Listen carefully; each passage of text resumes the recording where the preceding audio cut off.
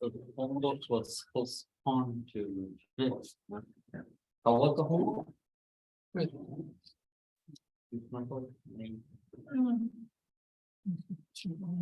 And comments? For question one, but with evaluating the scalars, trace the whenever there's the second part is the trace of p dot t is equal to zero scalar t I j and t j I. That t j I represents the transpose of t, right?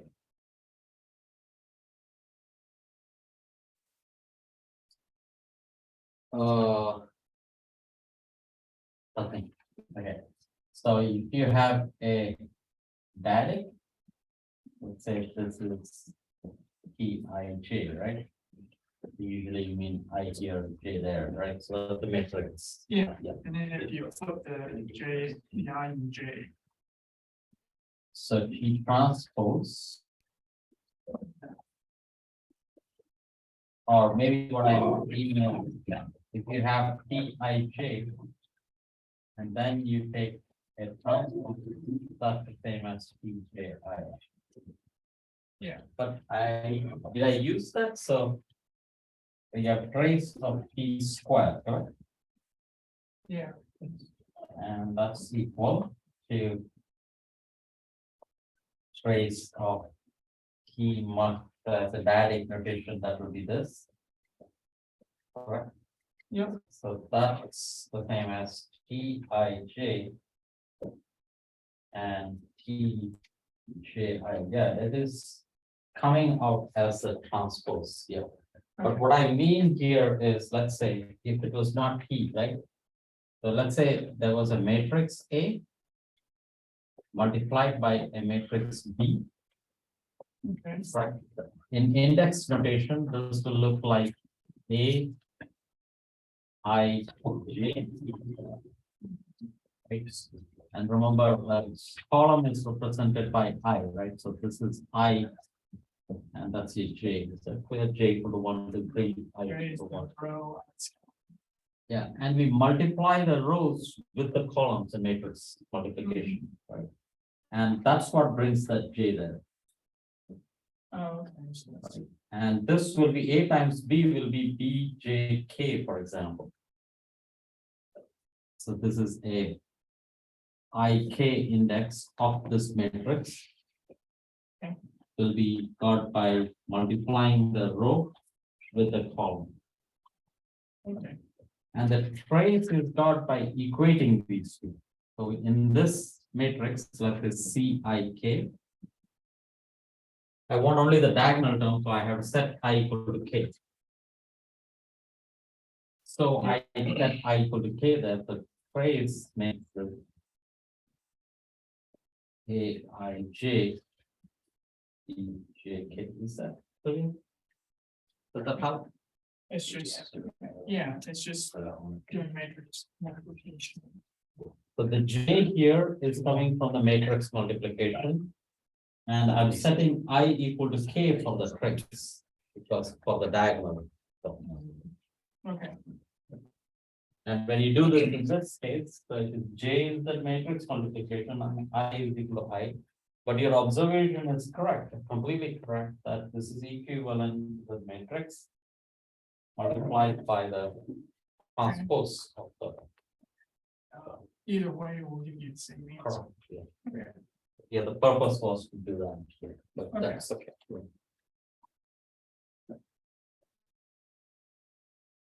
Yes.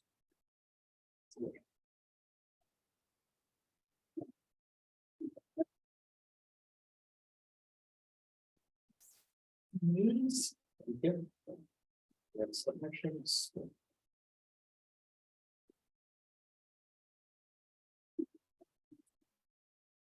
Wrong bit.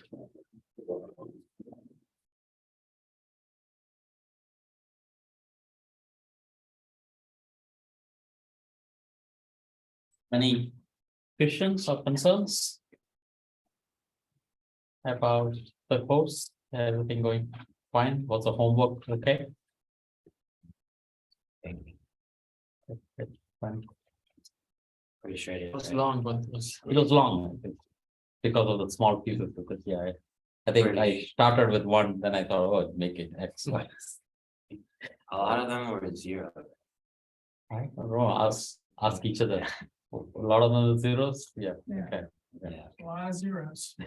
A lot of zero. Okay. But the idea was to convey how the dynamics work. Hopefully it was useful. Yeah, okay. Yeah, next time I'll make it less long. But you guys. Okay, so homework 3. To next Thursday.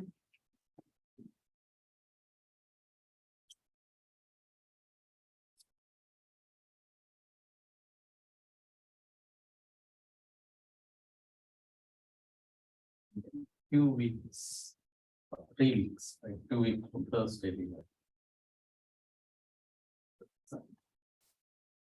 No. This is a Tuesday. How does that work? Thursday. How does that work? February What's wrong? 23rd is Thursday. Yeah, that's wrong, here to turn on 9. 9 plus 14 is. Yes.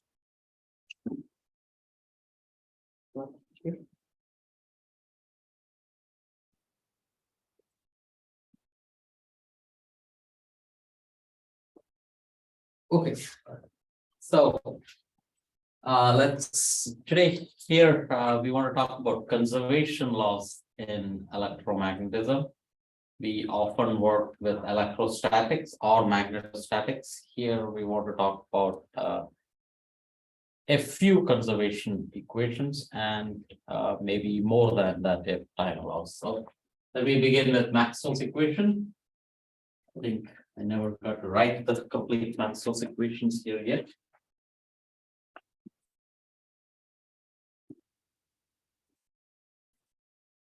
The first Maxwell's equation would be epsilon E. Let me write that in a different form.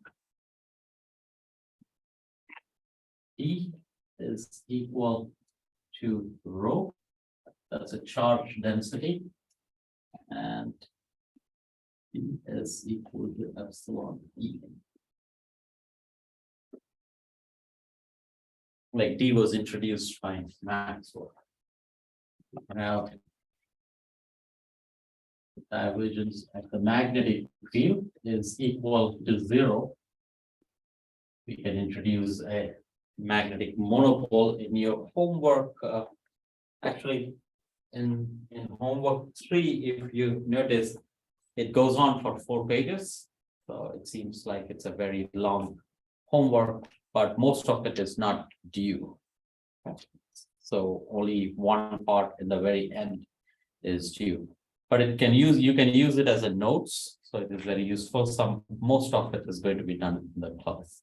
And some application problems, I think that will be in the next homework. So I think this setup topic we will go on for 3 lectures, maybe at the most 4 lectures. I will go into a few homeworks.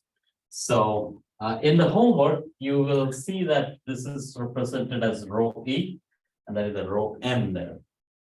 Okay, so be aware of that. But here in the lectures, I'm not going to keep that. Okay, so that will be rho electric charge density and magnetic charge density. That is a hypothetical concept, we don't have magnetic monopoles, you can set it to 0 whenever you're doing anything realistic in a sense. The magnetic field will be in free space, that's mu naught times H. And this is our field, so there's a position dependence and a time dependence in this equation. So we have del cross electric field. This is often conveniently written as plus d by dt is equal to 0. Again, this is 0 only if the magnetic monopole is not there. So we actually write it. So that's rho m. That's set as 0. This is Jm. Set to 0. Now cross H minus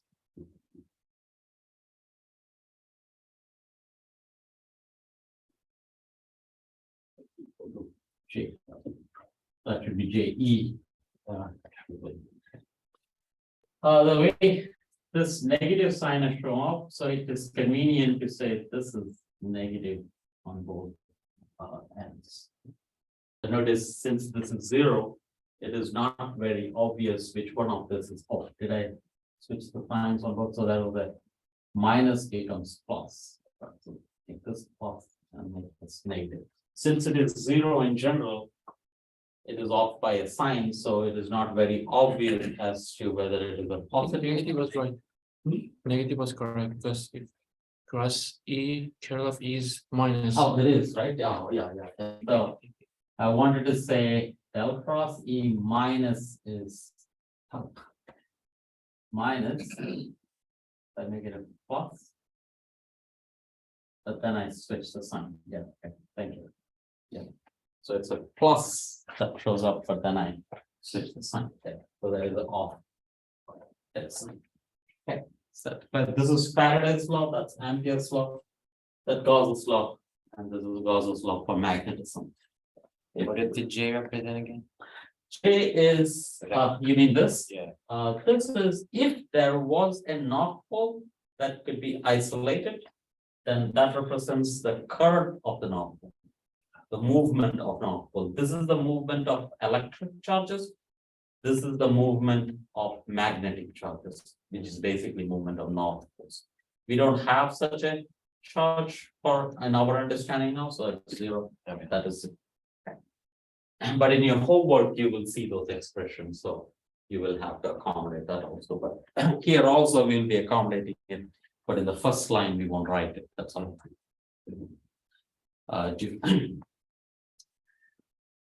Notice the way it has been written. On the left side, you have electric and magnetic field. On the right side, you have charges and currents. Right? The idea is charge and currents create electric and magnetic field. Give me the right side. These equations will give you the left side. The left side are determined by the right side. So in that sense, these are sources. Charge density and current density are sources of electric field and magnetic field.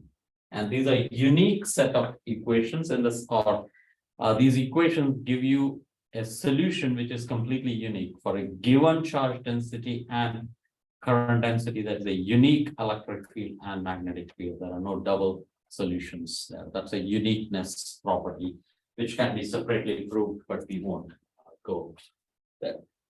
That is, once you have the charges, it can create that electric and magnetic field, but electric and magnetic field can also exert a force on the charges and current. So that's also that's a separate physics. So you say if my electric and magnetic field is given, you say there is a Q times electric field plus the movement. A moving charge in a magnetic field experiences a force, that's QV times the magnetic field. These two are disjoint equations in the sense, if here we are talking about what is the effect of charges on the electric and magnetic field. How does a charge and current create an electric and magnetic field. Here we are saying, how does an electric and magnetic field affect the charges? Right, that's two distinct, so you have, maybe I should say, rho and J here, that's one set of object. And this is electric field and magnetic field. This creates electric and magnetic field, that's Maxwell equations. Electric field and magnetic field exert a force on rho and J, that's the Lorentz force. So that's the Lorentz force. They are independent of each other, they are independent hypothesis in a sense. This is, if you want Newton's law, like give me this force, we can find out the dynamics of these charges that experiences the forces. Most often, these two are dealt separately in the sense that when you're talking about these sources, we never talk about what's the back reaction, right? If I throw a ball, invariably I will get a force exerted on me because of Newton's third law. Right? I cannot exert a force on one without myself getting exerted by the force due to the reaction. We are neglecting those. Right? In this whole discussion in this course, we will not talk about what's the back reaction. So when there is a charge or a current, this creates electric field. But that electric field that has been created in principle exerts a back reaction on the charges. We don't talk about that. Same thing here. When we are talking about this force, the electric field exerts a force on these charges. These charges are supposed to affect the electric field, but we don't say that they are distinct, like they're disjoint in that sense. In that sense, it's not a complete story. Right. So this is the status we are doing before 1940s. It was only in 1940s that these two got together, and that's what is called quantum electrodynamics. We are not going to be discussing that. Quantum electrodynamics needs more methodology, more mathematical power than we are doing here. We will not be mixing things. When there is a charge and a current, it will exert or it will create electric and magnetic field without it affecting that, and the opposite too. So we'll keep that disjoint. In that sense, these equations are also completely different from this. This is Newton's law, if you want, or Lorentz force, you call it, and that's Maxwell's equation. You'll mostly be dealing with Maxwell's equations, but we will talk about Lorentz force also, especially in the context of relativity. If you have a point charge, it is described by two quantities in this context. So a point charge will be having a charge itself. That's Q, and there is a current associated with that. Right, and that's what's the current associated with a point charge if it is moving. EQ, DT, dq moving charge. dq dt. Yeah. That's okay. Yes. Because current is dq. No, that's not what I think. What am I asking? What am I asking? Because in the current, dq dt is an amount of charge that crosses a certain point in a certain time, right? And here, I think, Sorting the point current. yeah, so it's a point object moving. So is this current or is it the flux of current? I'm wondering. So flux multiplied by the area will be, I think it's current, yeah. And it is Q times V. Okay. Quiz. Because I'm confused. after an endpoint. What's the current associated with a point charge moving? Single point charge moving, what's the current associated with that? Also be aware that there is a distinction between the flux of a charge and or the definition of flux in different contexts, or maybe I can ask, what is flux? Do you do define flux, anyone? It's amount of charge flowing in some volume or surface that enters a volume. Amount of charge Not necessarily charge anymore. at a given point at a given time. Pretty field line. Sorry? Amount of charge flowing through a given point at a given time. Given point at a given time, probably. I'm getting confused here. Even I point or cannot given write. surface, Huh? one point or a surface. For flux. Flux is a measure of electric field through a given surface. All electric field themselves counts. So flux is, so this is, so that is this flux. Which you study is E dotted with EA as math is reading out. Yeah. But there is also the flux of current we talk about. Or flux of charges that that Manuka was saying, how much charge goes through a surface in a certain amount of time. Both are definitions of flux, but they will have different dimensions. Okay, so there you're talking about J dotted with BA. So this is an area. And this is the flux of charge.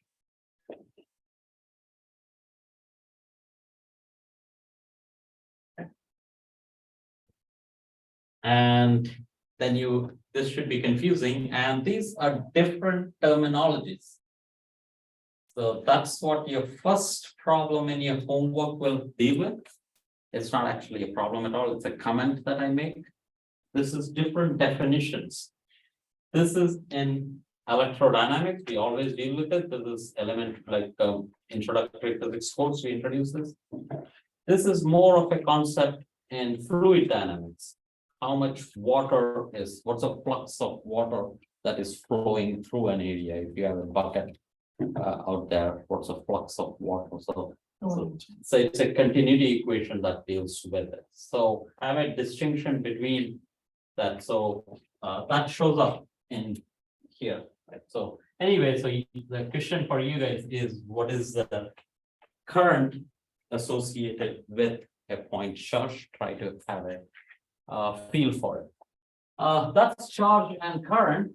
We will often talk about charge density. For a point charge will be how much? I think we have discussed this before. For the charge density for a point charge.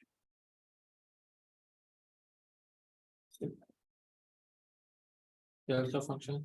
Q times the delta function, and you need a charge divided by a volume. The volume is given by the delta function. There are 3 delta functions. And it is the position of the charge that comes in. And it could be time dependent. Is that clear? This is a delta function, which tells you that only at that point there is a charge density, otherwise it's a 0. What about current density?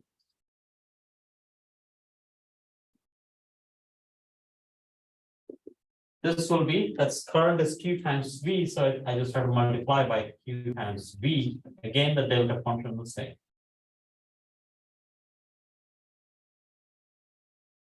That's a volume. So if you want this delta function very naively, is basically charge per unit volume. This is the current per unit volume, but you want to talk about charge density there. So it is also the flux that comes in. So current is often interpreted as a flux going through that area. So that flux has this interpretation. So have that very clear. If that's the case, it is often good to write your force now, instead of talking about a force on a point charge.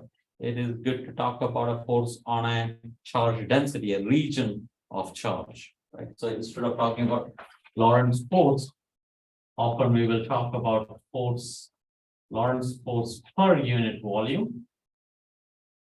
Okay, that will be equal to small f. Okay, so there is a Q divided by a volume that comes with the charge density. So then you say it is charge density times the electric field. So now maybe it should be more clear here. It is now position and time dependent. This becomes a field in a sense. Like Lorentz force is on a charge. This is on a region in space where there are charges. P times electric field at that position, RT, it's a local force, plus J R comma T crossed with B. G. Okay, it's just mostly the same idea, but we have now extended it to a continuous distribution of charges. Okay, so that's your two sets of equations that we will deal with. They're independent of each other. And we would like to see the consequences of this equation, especially the Maxwell equations, which are on the left side. For that, once you have a set of equations, we can manipulate these equations to come with new conclusions, right? Or have some insight into this equation. Let's take the time derivative of the first equation. So that's d rho by dt. And remember, we are having dynamics at this point, in the sense we are not neglecting the time dependence. Like in the earlier first semester, everything was static. There was no time dependence. Okay. D rho by dt is d by dt of the divergence of E.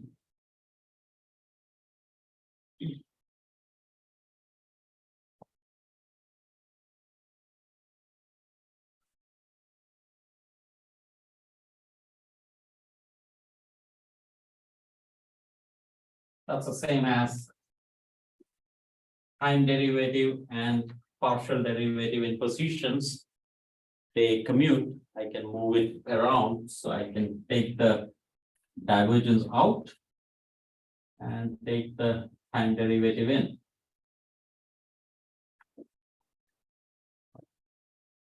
Just manipulations. But now the time derivative of the electric field is given using the fourth set of Maxwell's equation. And it leads to the idea that this is divergence of the curl of the magnetic field minus J.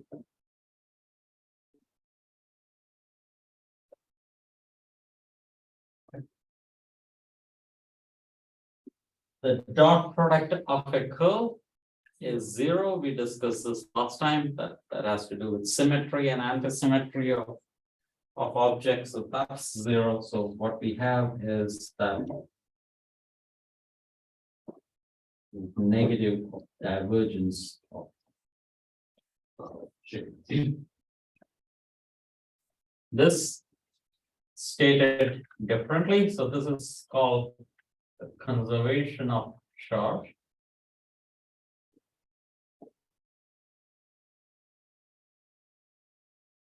And we'll talk about why that's the case. And we have d rho by dt. Remember, position and time dependence is understood in all these quantities. And divergence of another quantity J is equal to 0. Time dependence of something, divergence of another quantity that's equal to 0. In our case, rho and j are associated with the same object. That is, one is the charge density and j is the movement of j that's being considered. Now, let's talk about some quantities. So let me go to the next board. So this is, let's say, d by dt of phi, some scalar field, but that's a potential, right? Let me stick to rho. Why not? Yeah, let's stick to rho. So I'm rewriting that equation. Plus del started with j. And let me also say this is plus some s, right? This r of t. These are all r t. This position and time dependence. That means there are three quantities at every point in space and time. Let me integrate this. This is a distribution at this point. The moment I say it is R and T dependence at every point in space, I have these quantities defined. Let me integrate this on any arbitrary volume. So that's a volume V. Why did we add S? I just added a quantity. Consider this equation. I would have liked to keep these new quantities. I'm keeping an arbitrary equation. Don't take it, but this is going to be exactly related. If I set S equal to 0, that's equal to this. But I want to have an interpretation of rho, J, and S in general. That's what I mean. It's called a continuity equation, if you want. Like, let's change the definition for a moment. Let's say rho of RT is population density of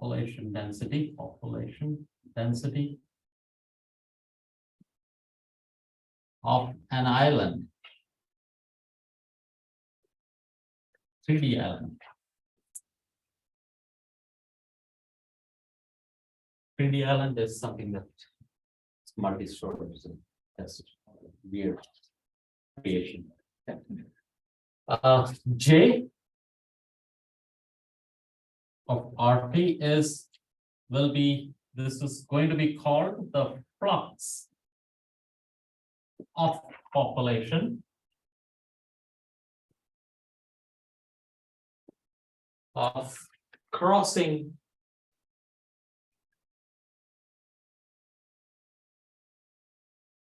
the boundary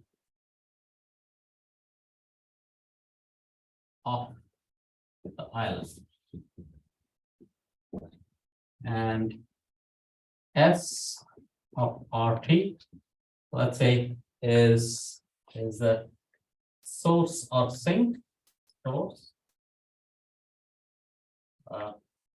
bond. Like you're talking about population density, means I should say population density of some population, like let's say humans. So how many humans are born and how many are dying, right? Sink deaths. Is that clear? So if you're interested in studying the population of, let's say, Mortality. oh yeah, mortality and what's that? Morality. Morality, is that what's the word is for? Yeah.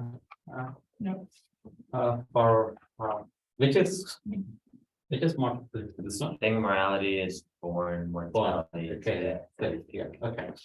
Yeah, same idea. So now if you're interested in the population, then you can ask what are the sources of change in populations. One is you can be born or you can die. The second is you could cross the border, right? You could either come in or leave.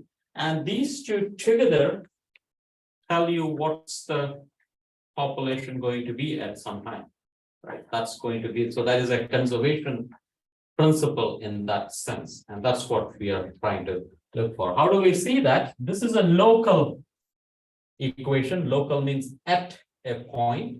you can do that. So now I'm going to make it a volume integral. Consider this to be the three-dimensional island.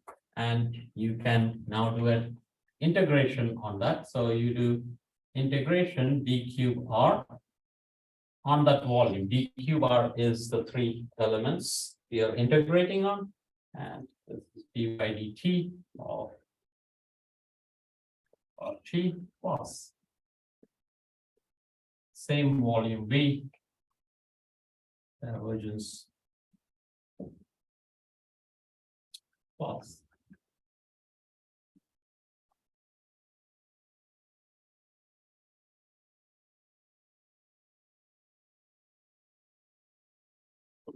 zero. Time derivative can come out of the integral. Volume integral of the population density is the population itself at that point, right? So now this is equal to d by dt. Let me say this is q of t. New definitions. So q of t is equal to the volume integral of rho. That's equal to population. It's of no more density now. Population of, did I say flux? Population density, and this is population of a 3D island.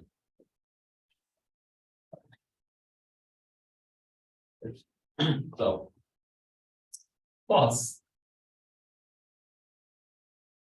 this is a volume integral of a divergence using divergence theorem. This becomes a surface integral. Right. So this is the surface integral EA. And now a closed surface integral, the surface that is bounding the volume, and that's started with J. And this is how, so notice in this is clear why this is a flux, right? J dotted with the surface, that clearly tells you that that's only the boundary that matters. Here, that's not very obvious when you write it there in the local form. It is understood that's where it comes from, but here it is clear that it is only those who are crossing the boundary that contribute. If J was 0, that means there is no one crossing the boundary. Plus, there is after this, if you integrate R, let's say this is a capital S, so that's capital S, okay, of T, that's equal to 0, and that requires us to define capital S. If I say that's the capital S, that's the total, right? Oh, I should have said density, right? Per unit volume, right?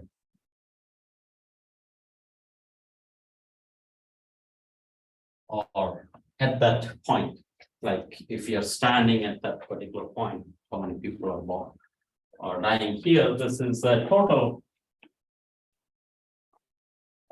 birth or death plus this. So whenever you have an equation like this, you would say J is flux of Q. J will be the flux of Q. Whatever is there in here, you would say J is the flux of that quantity.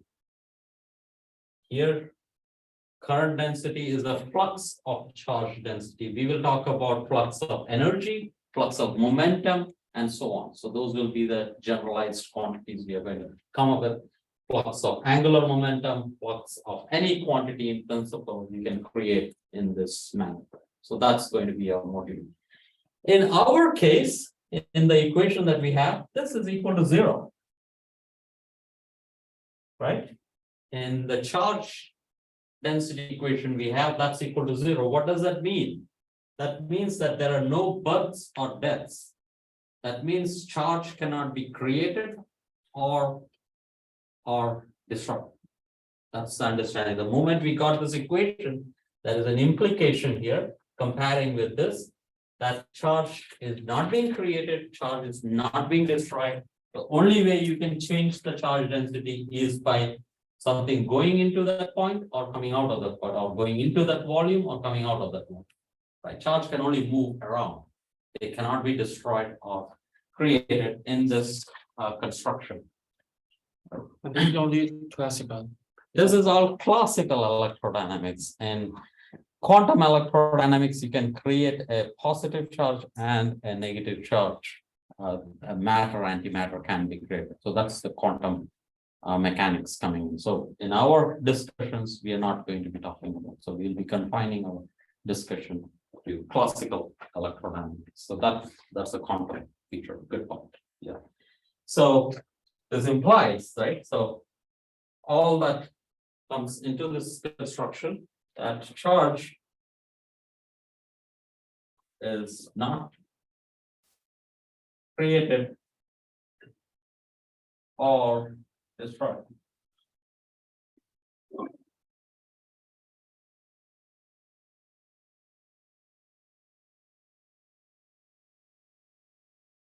Actually, even the quantum feature, the numbers of particles changes at a point whenever you create it, it's always a positive and a negative charge. So in that sense, this equation is still valid even in quantum electrodynamics. What it changes is the number of particles. It's actually momentum that is conserved. Even the charge is conserved. Charge will be conserved even in quantum electrodynamics. Right? So charge density, everything will be conserved. Like you create an electron and a positron. It always of opposite charges has to be created because of this restriction. Right? It goes through there also. But it's a good observation you made that, yeah, what happens in quantum electrodynamics. Yeah, but this equation is still valid there. Nice. Okay.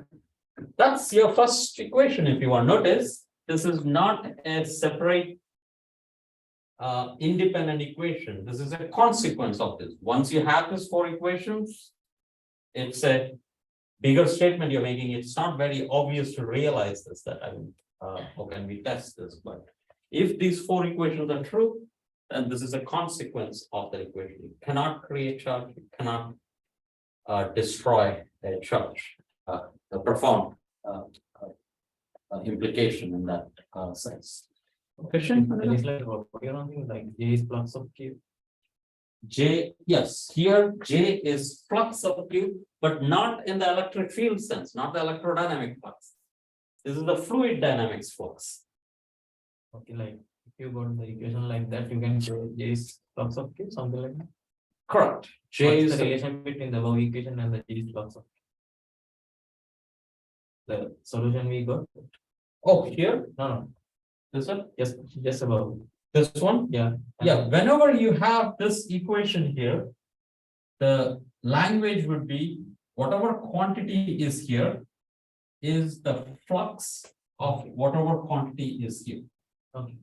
Is that? Yeah. So this will be the flux of Q, flux in the fluid dynamic interpretation.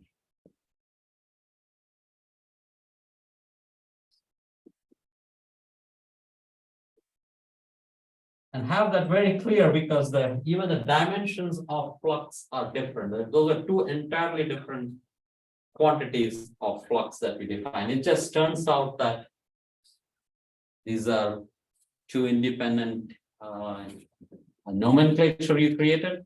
But the worst thing is that in electrodynamics, we use it in the same equation, right? We are having two fluxes that goes around. So have that clarity that here, at least in this context, we're not talking about the usual electric flux. This is the electrodynamics, sorry, the fluid dynamics flux that we're dealing with. Okay, so have that confusion out of it.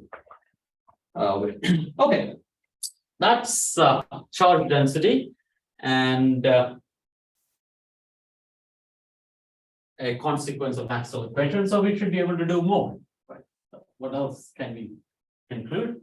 And we want to talk in terms of energy.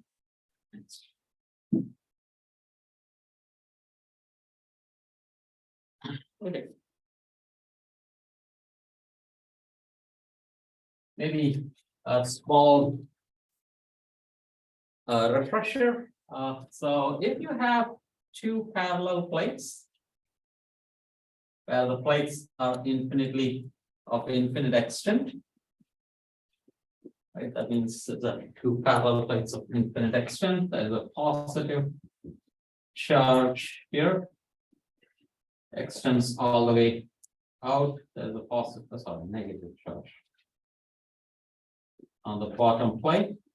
Again, of infinite extends out to infinity. Obviously, if this is of infinite extent, the charge on each of this plate will be infinity.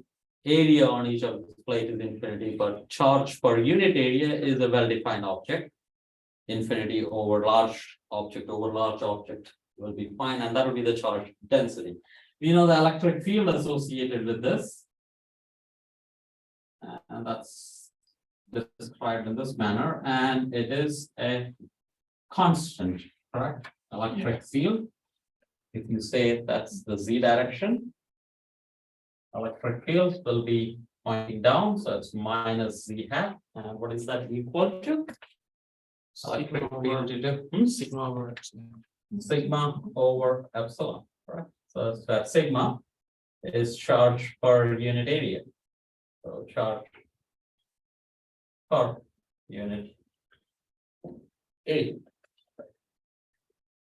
When you connect a battery to this, there is an energy transfer. So if you were to start charging this place, to begin with, it is zero charge.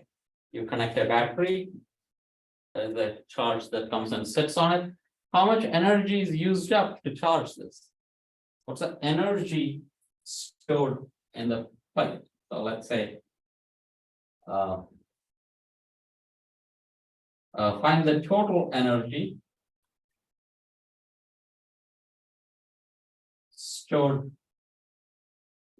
in the plates. Anyone almost?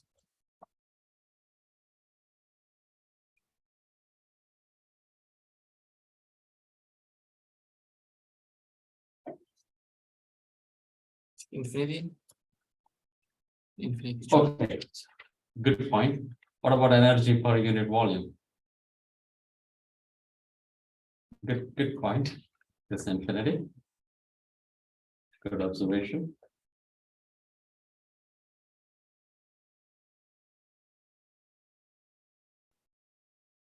First, you have to find the potential. Yeah. And Let's think about it as a capacitor. What's the energy stored in a capacitor? This is a capacitor, right?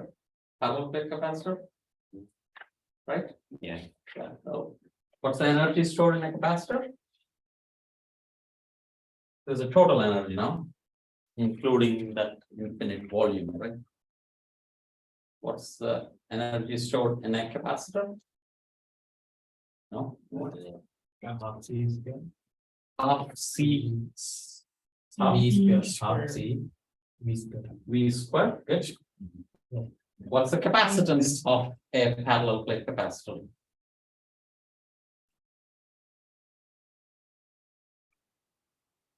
Capacitance. A over D.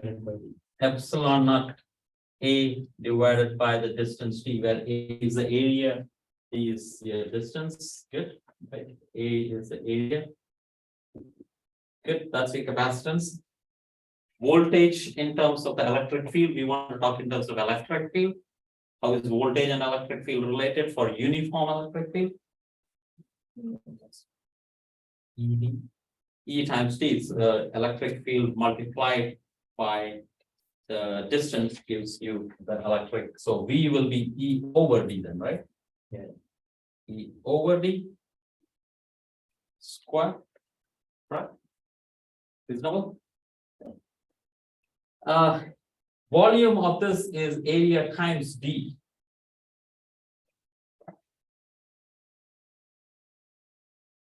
Area is infinite. Did I mess up here? Oh, E times D, right? E E times D. That is E times D. The whole square. Correct. One of the D cancels out. One of the D survives, and what you get is the energy over volume. This area times the distance is equal to 1/2 epsilon naught squared. Is that a familiar expression? This is done for a parallel plate capacitor. But if you see electric field anywhere, doesn't have to be constant, doesn't have to be time independent. If you see an electric field anywhere in that tiny space, if you have a centimeter cube, that's the energy stored in that region of space because of electric field. Here, the interpretation typically we make in introductory physics is that this is the capacitor, energy stored inside a capacitor. It seems like it is the charges that is playing the role. But you can move this whole charges all the way back away, and still there is this interpretation of the electric field. You want to start thinking of the electric field itself as a physical quantity, irrespective of the charges. We would like to have that interpretation. So the moment you have an electric field in a region of space, there is an energy associated with that. Okay. What about the magnetic field? This is the amount of energy stored when you have an electric field. What's the amount of energy stored when you have a magnetic field? Yes, just P squared over mu naught. P squared, that's good. 100. Let's take a solenoid or quiz, right? So quiz is, you did this for a parallel plate capacitor. Consider a solenoid. How do you create a magnetic field? Constant magnetic field, uniform magnetic field. How would you go about creating a uniform magnetic field? The current. Current. You mean a current wire? But that won't create a uniform magnetic field. It will be radially circular and it will get weaker and weaker. Loop it, right? We have Loop it. Loop it? Yeah. That's a solenoid? Yeah. Right, so inside a solenoid, it's uniform, probably that's what you were meaning, right? What about the electric field outside the solenoid? it's 0. There's the magnetic field. Quiz, prove that. Prove that the magnetic field is 0 outside the solenoid. Don't do the integral. What's the question? No, I think the quiz. Oh, so there are two quizzes I can start. While talking about one quiz, I will do the second quiz. Okay, the quiz is have a solenoid. So solenoid will be like this, right? So this is a circular wire, right? And the magnetic field is constant inside. Like we have a constant electric field, you have a uniform magnetic field inside, correct? The solenoid also has an inductance, L. Inductance. If you have an inductor, what's the energy associated with an inductor? Which is having a current I going through it. Like here you have half CV squared. What's the energy associated with an inductor? N squared. L. L? Squared. No. L dot B. L dotted with B. That's no magnet. We're doing electricity, right? Current. Current. Probably you're right that that's a magnetic. But then L dotted with B, that doesn't make sense either, right? L, this is not angular momentum, this is inductance, right? So L is a scalar. Yeah. So it is L I square, current square, if you remember. Half Li squared. Yes, correct, right? So this is, let's say I square, capital I of small I. Start from here. And remember, magnetic field due to a inductance is mu naught I times what? Number density, I suppose, number per unit length. Like I don't think you need that. Start from here. So this is your quiz. Start from here and get, this is per unit volume, right? Volume. and get half E square over mu naught. Right, exactly like this, which is the same as in our definition. Mu naught H squared. Okay. Clear? That's the quiz. And question, is that clear? Mass, you don't see. There's just one question, right? This is one question, start from here, go there. Yeah. Using introductory. The second quiz is. While I was talking about this, I said prove. That B is equal to 0. Outside. And inductor. Outside a solenoid, sorry, outside of the solenoid.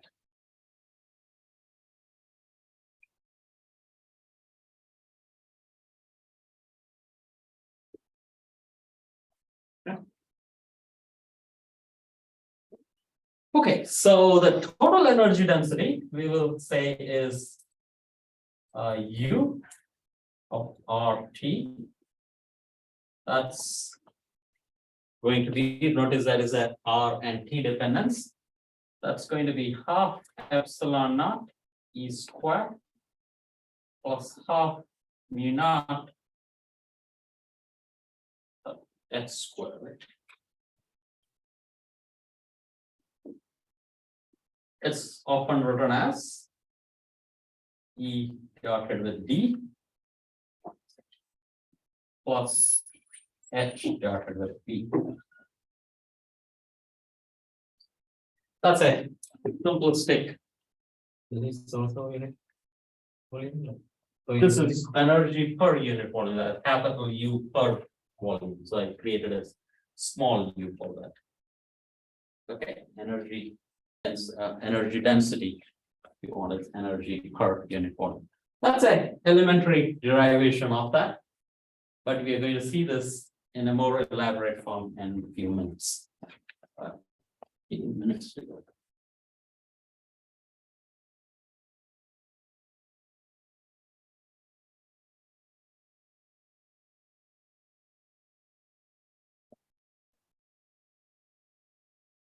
So instead of talking about energy density, we'll talk about change in energy density per unit time. What will be the dimension of change in energy per unit time? Energy per unit time, what's the physical quantity or not? Dimensions, what's the physical quantity typically associated with energy over time? Power, good. And power is in terms of forces, how do you write that? So power is equal to energy per unit time. We would like to talk about energy dissipated into something in a certain amount of time. In terms of forces, what is it? Force times distance over time, that's also force times velocity, right? Yeah, that's force times velocity. And if we are talking in terms of charges, the Lorentz force is Q times electric field plus Q V cross B. That's nothing but, so if I'm talking about, so this is, let's say, power per unit volume, or let me go slow. This is Q times V divided with electric field. So the second term equal to how much power is lost in a moving charge due to magnetic field? 0. It is 0 because it is V dotted with the cross product, right? So magnetic field, you never dissipate electromagnetic energy into a moving charge from the magnetic field. Does that mean that you can never get work done, useful get work done using magnetic field? If it's constant. What changes if it's a constant? No, if Let's say it's D is a constant, it's- constant. So doesn't then the work. cross product, right? If it's changing, it works, it does work. Yeah. So that's better. But that's zero, right? Still, even if it is time dependent. But good point, you're thinking like the change in. Like this is always zero. And this way, when we look at it, but then you would say that a magnet is used to lift something and place it somewhere, right? So you do work in that sense. And magnetic field, any kind of work or movement that you get is from the momentum associated with the magnetic field. What's the momentum associated with the magnetic field? We haven't introduced it yet. There's a magnetic vector potential that gets connected with the momentum. We'll talk about this somewhere else, and that is magnetic energy. Usually I do it in the first semester, but we'll talk about that later. I think it's a little twisted argument that let me not bring it here. Let's keep this clean. Okay. So without going too much there, I'll say this is zero. If I were to talk about power per unit volume, then this becomes, so this power per unit volume, and it becomes a local quantity. This is J, right? Dotted with E. So the current density dotted with the electric field has the interpretation that it is the amount of energy that is lost to the charges from the electric and magnetic field. In fact, magnetic field does no, you don't lose any energy from that, but it is the amount of energy that is lost to the charges. Electric has an energy in the electric and magnetic field. This goes into the movement of the charges. So there's the mechanical energy where the electron is moving, kinetic energy of the electrons. That energy comes from this. This is a transfer from there to there. So we want to see that more clearly. So let's start with J dotted with E and use Maxwell's equation. And that's your power per unit volume. Let me evaluate that. I use J is this equation here. And I also say that is plus zero, or there is a, suppose there were monopoles, right? There's a J dot B in a sense.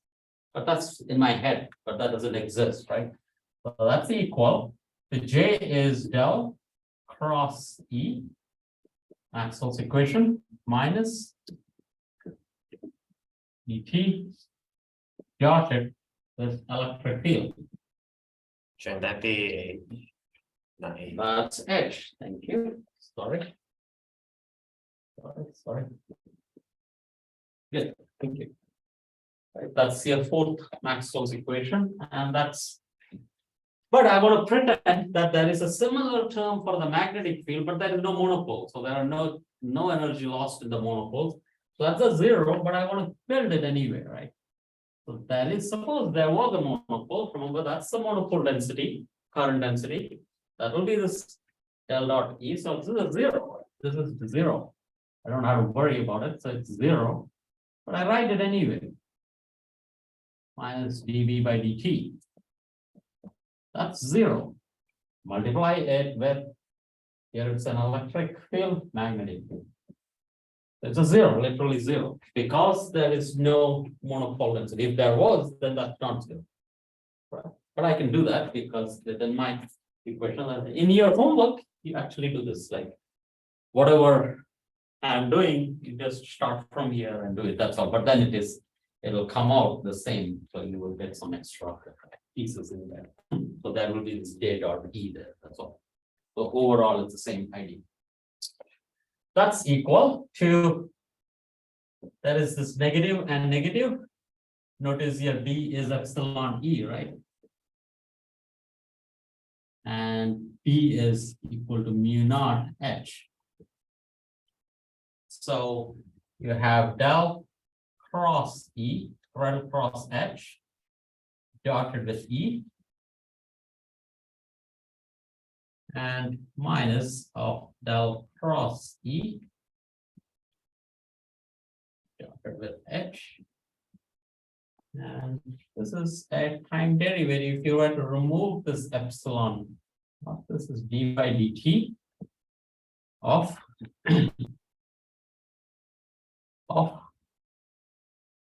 yeah 1/2 epsilon of maybe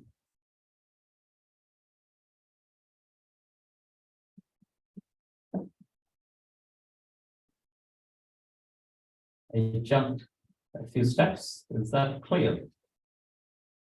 How this gives you this plus this.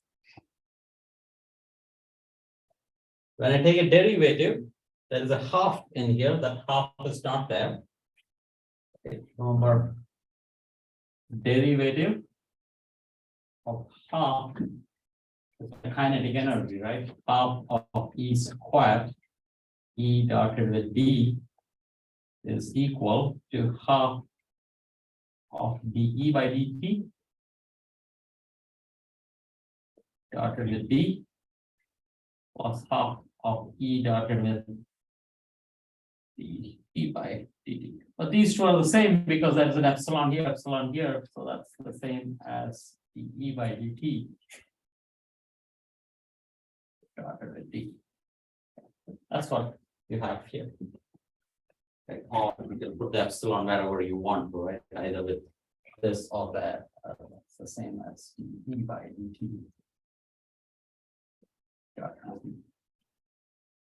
With just fill in the steps. I think that's very obvious. So just fill in that. This last equation, last term. Hmm? Do the last term. Oh, yeah, let's do the last time. Yeah, that can be the case. This I did already. For this, it's straightforward. I do this, start from here. And get that. Okay. Few very tiny. Steps. Okay. So this is, what is this? Again, if you remember, this is nothing but energy density. We'll call it the energy density, right? We are identifying it as a energy density. Move it to your right. Oh, sorry, left, right? So this is du by dt. And plus, so let me write this onto the left here. So that's plus del cross E dotted with H. And this is minus of del cross H dotted with E. And then, so that whole thing sits in one piece, let's say. And plus J dotted with E is equal to 0. So this is your first, remember your charge change in population. This, we would like to write it as a divergence if we can. And that's your source of sink, right? Where is the energy lost? It is lost into the movement of charges. Okay. That leaves us with this quantity here. That's a scalar. So write your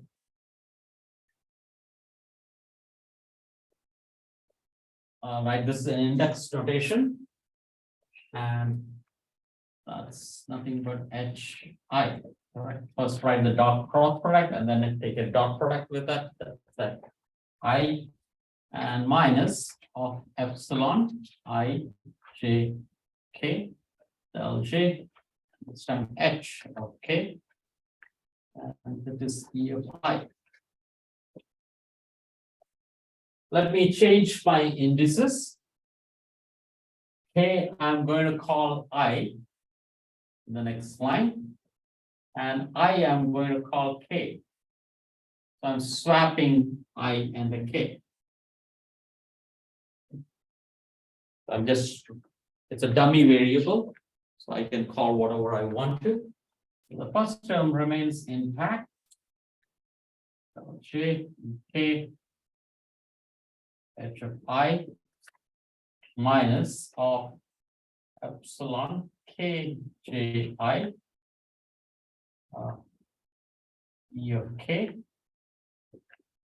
And H LJ H of I. If I interchange I and K, that's the same epsilon IJK I have.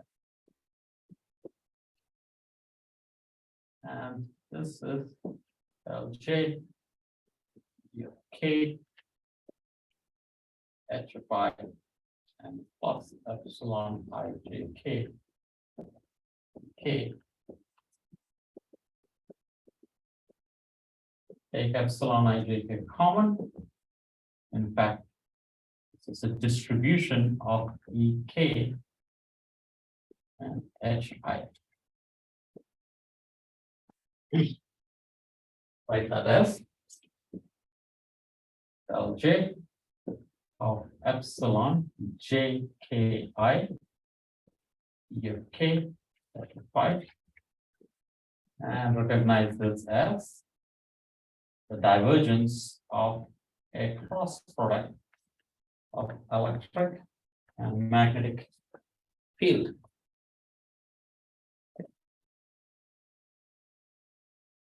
So, equation is u by dt plus. What is this quantity usually associated with? You see this in introductory physics, E cross H. Was it the pointing vector? Very good. So pointing vector.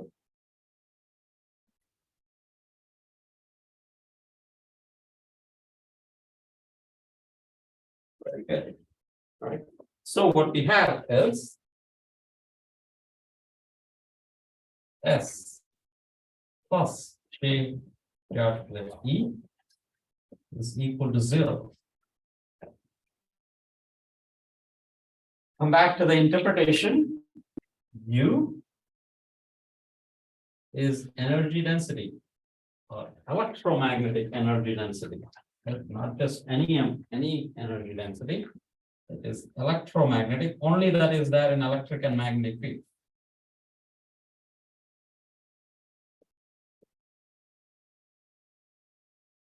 Quiz, by the way. You have energy stored in an electric field. This is the energy density. Uniform electric field.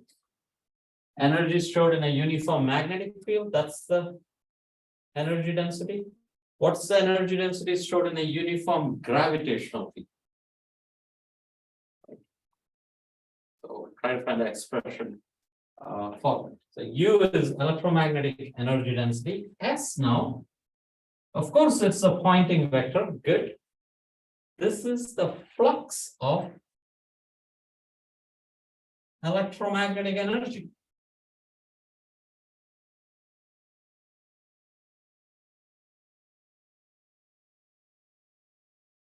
Okay, how much, if you take a volume, how much energy is being lost out of the electric and magnetic field? And J cross E is the transfer of electromagnetic energy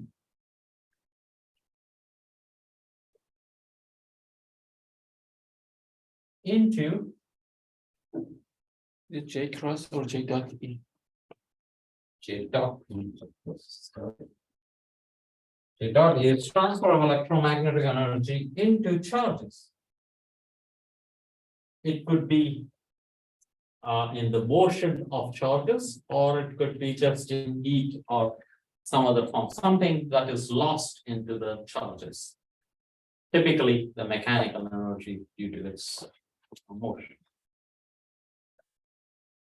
And similarly, next we will do a force equation like momentum, force, and motion or the flux of the momentum. That would be called the stress tensor.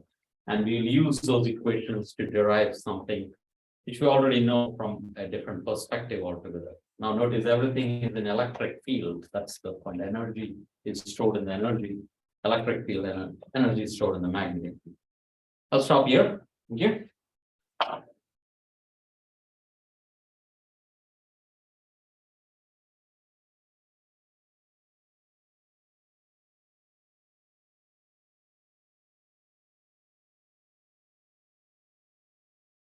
Are we done with the mathematical side? Yes, yes. Or it's whatever form we had. Right, we cannot do it forever, I suppose. Yeah. But we'll keep trying to review it wherever it's necessary. Like, for example, this is the mathematics that, like that need not be obvious unless you're fluent.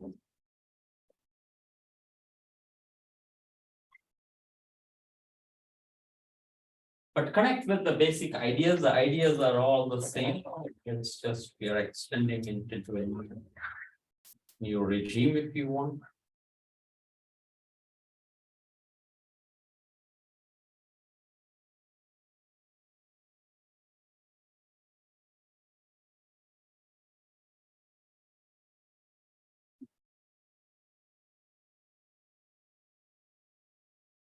The last part of the quiz was find the total energy per volume of a magnetic field. Gravitational. No gravitation. Gravitation.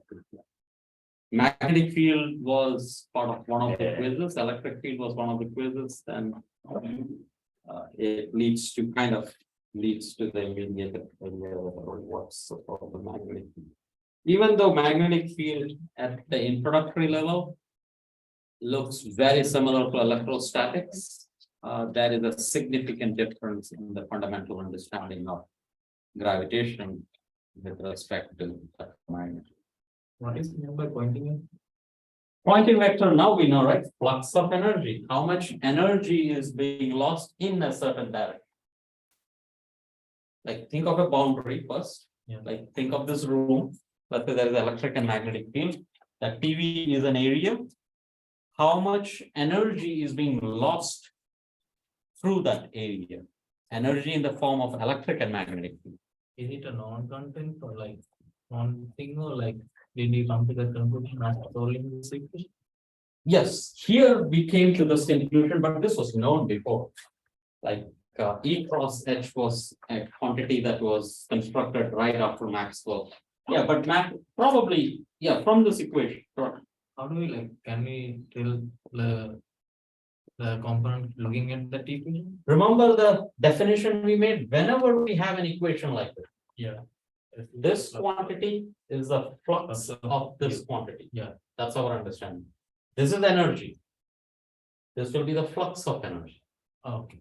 Right? This quantity here will be the flux of this quantity. Okay. Like later we will talk about momentum. This will be a stress tensor. So this will be the flux of momentum. And we will use that to calculate the force. For example, if you might have heard about if you have a conducting sheet and if you have a sun rays, it can actually propel it, right? If you have sufficient energy, like laser, right? If you apply strike a laser on this TV, is this TV going to move, or what is the force it will experience because of the electric and magnetic field? And you would like to calculate that, and that will be got by the flux of momentum. Flux of momentum will be the force. And we will be able to calculate that, and we will do that either a homework problem or in the class. We will evaluate that. That here. Okay. That's all. Yes.